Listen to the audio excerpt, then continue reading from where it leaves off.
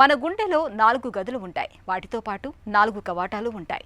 వీటిలో 2 కుడివైపున మరో 2 ఎడమవైపున ఉంటాయి.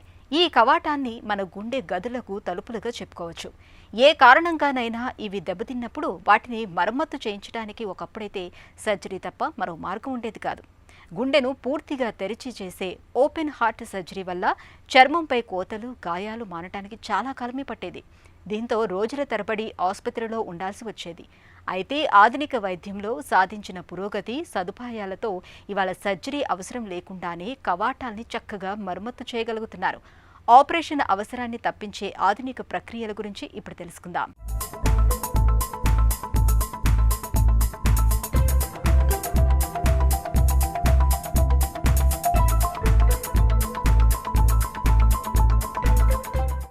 మన గుండె స్పందించిన ప్రతిసారి మంచి రక్తం ఒంట్లోకి, చెడు రక్తం ఊపిరితిత్తుల్లోకి వెళుతుంది.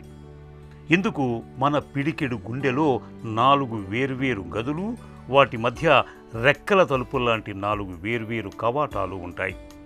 కుడివైపు ఉండే కవాటాలను ట్రైకుస్పిడ్ వాల్, పల్మనరీ వాల్ అని, ఎడమవైపున ఉండే వాటిని మైట్రల్ వాల్, అయోర్టిక్ వాల్ అని అంటారు. మన గుండెలో ఎప్పుడూ కూడా రక్తం ఒక దిశలోనే ముందుకే ప్రవహిస్తుంది. అలా రక్తం వెనక్కి పోకుండా ముందుకు ప్రవహించేలా చూసే బాధ్యత ఈ 4 కవాటాలదే. వీటిలో ఒక కవాటానికి 2 రెక్కలు, మిగతా వాటికి 3 రెక్కలు ఉంటాయి. ఈ రెక్కలు మూసుకున్నప్పుడు కవాటం మూసుకుపోతుంది. ఇక దాని గుండా రక్తం ప్రవహించదు. కవాటాల రెక్కలు తెరుచుకున్నప్పుడు రెక్కల మధ్య ఖాళీ ఏర్పడి తిరిగి రక్తం మళ్లీ ప్రవహిస్తుంది. రక్త ప్రవాహ వేగాన్ని, బలమైన ఉరవడిని తట్టుకుని మరీ ఈ రెక్కల కవాటాలు పనిచేస్తూ ఉంటాయి. అయితే ఇన్ఫెక్షన్లు, ఇతరత్రా కారణాల మూలంగా కొన్నిసార్లు కవాటాలు దెబ్బతినిపోతుంటాయి. గుండెలో 4 కవాటాలు ఉంటాయండి మామూలుగా.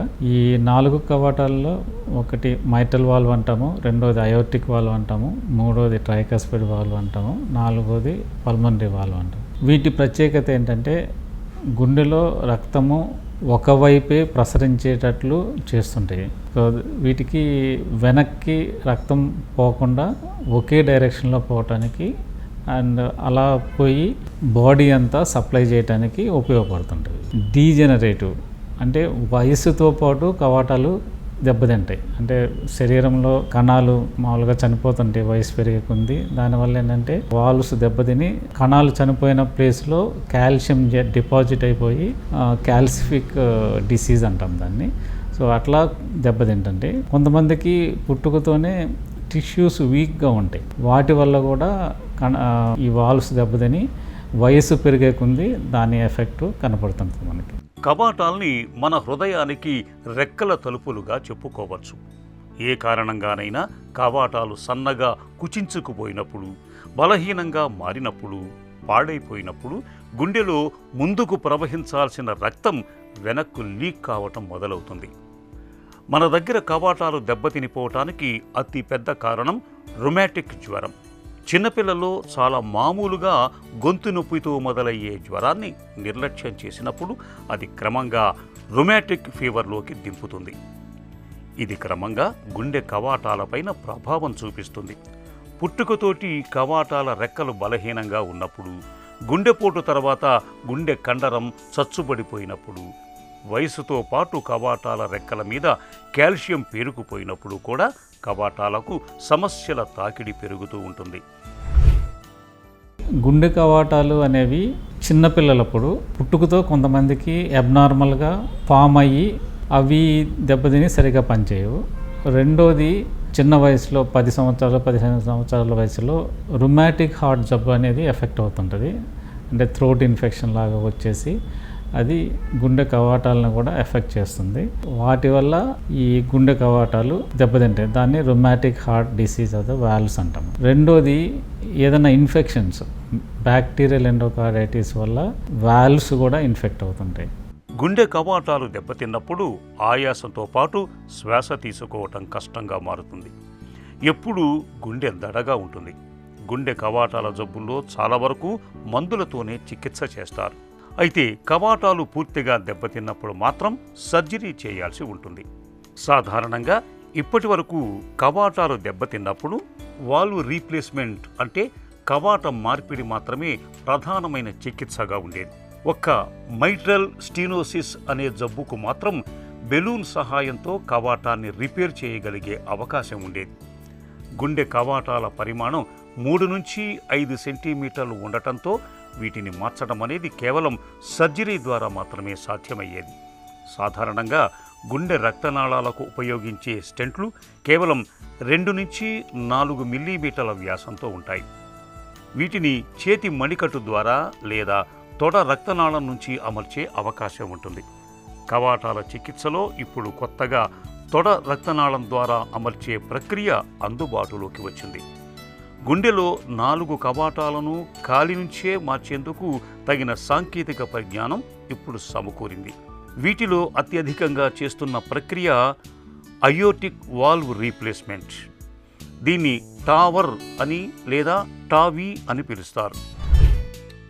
హార్ట్ వాల్స్ ఎలా ఉంటాయంటే నేరో అన్న అవ్వచ్చు, లేకపోతే వాల్స్ నుంచి లీక్ అయినా అవుతుంటుంది. అంటే రక్తము ఒకే డైరెక్షన్లో పోకుండా వెనక్కి లీక్ అవుతుంది. దానివల్ల సిమ్టమ్స్ వస్తున్నాయి. సిమ్టమ్స్ ఏంటంటే కొంచెం దూరం నడవగానే ఆయాసం రావటము, మెట్లెక్కినప్పుడు ఆయాసం రావటము, కొంతమందికి ఛాతీలో నొప్పి, కొన్ని వాల్వ్ డిసీజ్లో కళ్ళు తిరిగి పడిపోవటము, ఒక్కోసారి సడన్గా చనిపోవటము, అడ్వాన్స్డ్ స్టేజ్కి వెళ్ళిపోతే కాళ్ళు వాయటము, పొట్ట ఉబ్బటము, కూర్చున్న ఆయాసమే నించున్న ఆయాసము, ఇట్లా మేనిఫెస్ట్ అవుతూ ఉంటుంది.